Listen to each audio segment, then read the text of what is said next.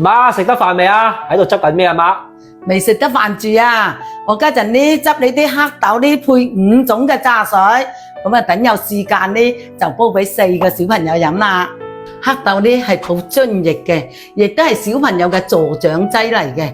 嗱，譬如你哋屋企啲小朋友啊，脾胃唔好啊，唔夠高啊，唔夠重啊，咁你哋就要包你5種嘅黑豆茶水俾佢哋飲啦。媽，邊5種嘅黑豆榨水啊？